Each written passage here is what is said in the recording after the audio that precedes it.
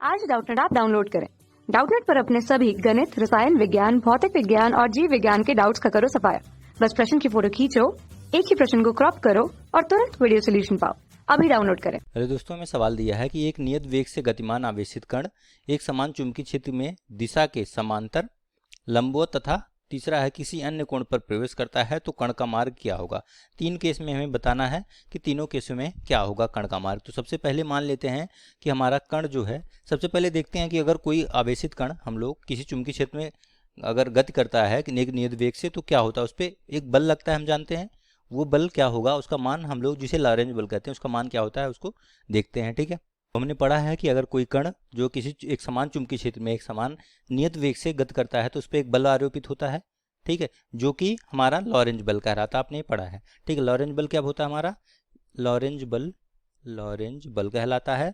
और ये क्या होता है, लॉरेंज बल और कण की गति की दिशा तथा चुंबकीय क्षेत्र परस्पर लंबवत होते हैं, ये हमें पता है। अगर मान लेता यहाँ पे बल जो होता है बराबर QV होता है। अगर मान लो कि हमारा कण जो है लंबवत प्रवेश ना करके चुंबकीय क्षेत्र से किसी एंगल थीटा पर प्रवेश करता है, तो उस केस में हमारा जो लॉरेंज बल होता है F का मान वो होता है QVB साइन थीटा। ठीक है, जहाँ पे Q आपका आवेश है उस कण का। ठीक है, तो यहाँ से अब हमसे कह रहा है, सबसे पहला केस अब देखते हैं। हमसे कह रहा है कि अगर हमारा जो है कण जो है चुंबकीय क्षेत्र के समांतर प्रवेश करे। ठीक है, समांतर प्रवेश करने का मतलब हमारा ये V की दिशा हमारा x की दिशा में हो जाए, यानी कि थीटा आपका शून्य हो जाए।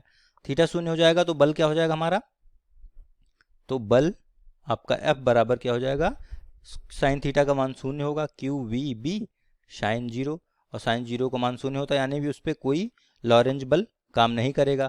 अगर कोई लॉरेंज बल काम नहीं करेगा तो इसका मतलब क्या है, इसका मतलब है कि चुंबकीय क्षेत्र का उस पर कोई प्रभाव नहीं पड़ेगा। तो कण क्या करेगा, चुंबकीय क्षेत्र के समांतर हमारा एक सरिज रेखी यानी सरल रेखा में गति करेगा। ठीक है, तो चुंबकीय क्षेत्र के समांतर वो क्या करेगा, सरल रेखा में गति करेगा। ये पहले पार्ट का आंसर हो गया हमारा कि गति कैसी होगी, आपका ऋजु रेखी यानी सरल रेखा में गति होगी। ये तो आंसर हो गया पहले पार्ट का। अब दूसरे पार्ट में हमसे कह रहा है कि अगर वो चुंबकीय क्षेत्र के लंबवत गति करे, यानी कि थीटा हमारा क्या है 90 डिग्री। हमसे कह रहा है कि अगर वो चुंबकीय क्षेत्र की दिशा के लंबवत प्रवेश कर रहा गतिमान है तो क्या होगा। अब लंबवत गतिमान हो तो F बराबर हमारा QVB होगा। तो हम जानते हैं F बराबर QVB होगा। फिर हमने देखा है कि हमारा जो बल है वो वेग के कण के वेग की दिशा के लंबवत है हमेशा। तो ये क्या होगा, इसी वजह से क्या होगा कि हमारा जो कण का जो मतलब चाल है, सॉरी कण का जो वेग है उसके वेग में परिवर्तन, उसके परिमाण में परिवर्तन नहीं होगा, केवल उसके दिशा में परिवर्तन होगा। क्योंकि यहाँ से देख रहे हैं तल के लंबवत ऊपर की तरफ हमारा बल लग रहा है, हमेशा इसके लंबवत लगेगा। तो कण का चाल क्या होगा, अगर आप देखेंगे तो मान लो यहाँ पे कण है किसी क्षण, तो इसका वेग ऐसे होता है और बल लंबवत ऐसे लगेगा। फिर दूसरी बार यहाँ पे अगर कण है तो ऐसे लगेगा। तो इसकी वजह से क्या होगा, ये वृत्तीय गति करेगा क्योंकि ऊपर जाएगा और बल उसको हमारा अभिकेंद्र बल प्रदान करेगा, अंदर की तरफ खींचने की कोशिश करेगा, जो कि एक केंद्र की तरफ होता है। ठीक है, तो इसकी वजह से क्या होगा, ये भी वृत्ताकार पथ में घूमने लगेगा और इसी वजह से जो FQB होता है F बराबर QVB क्या होगा, ये इसे एक अभिकेंद्र बल प्रदान करेगा। ठीक है, अभिकेंद्र बल जो कि केंद्र की तरफ होगा।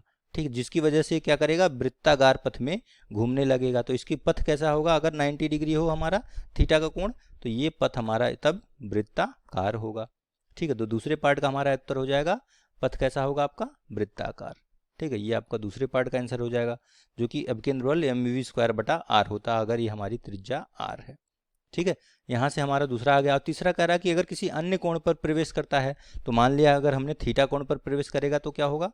अगर मान लिया तीसरे वाले में हमने किसी थीटा कोण पर, थीटा इक्वल टू थीटा, ठीक है, थीटा डैश ले लें, कुछ भी ले लें, इस कोण पर अगर प्रवेश करता है, मतलब हमारा उसकी गति की दिशा तथा चुंबकीय क्षेत्र के बीच की दिशा हमारा जो है क्या है, थीटा है। तो इस केस में क्या होगा, मतलब तिरछा प्रवेश कर रहा है हमारा चुंबकीय क्षेत्र में, तब क्या होगा। तो यहाँ से देखिए, अगर हमारा जब हमने थीटा बनाया था इसके दो कंपोनेंट थे, एक V साइन थीटा होगा और इधर एक V कॉस थीटा होगा। तो V कॉस थीटा वाले कंपोनेंट में मैंने आपको दिखाया था कि जब हमारा समांतर रहता है, चुंबकीय क्षेत्र के समांतर हमारा कण का वेग रहता है, तब हमारा चाल कैसी थी, सरल रेखा में थी। और हमने देखा V साइन थीटा जो है उसके लंबवत है, तो V साइन थीटा की वजह से क्या होगा, वृत्ताकार होगा। लेकिन अगर दोनों की वजह से हो, किसी कोण थीटा पे हो, तो कैसी गति होगी आपकी।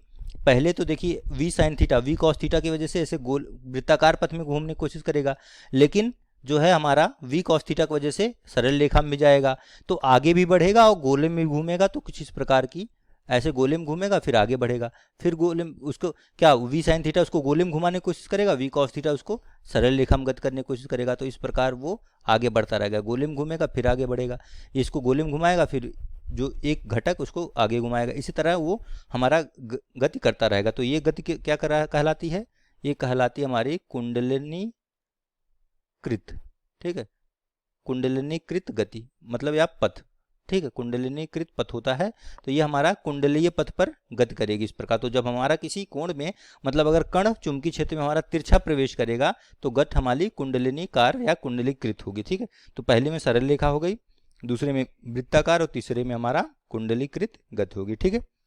कक्षा 6वीं से 12वीं से लेकर नीट, IIT, JEE वो एडवांस के लेवल तक 1 करोड़ से ज्यादा छात्रों का भरोसा। आज ही डाउनलोड करें डाउटनेट ऐप या व्हाट्सएप करें अपने सारे डाउट्स 8400 400 400 पर।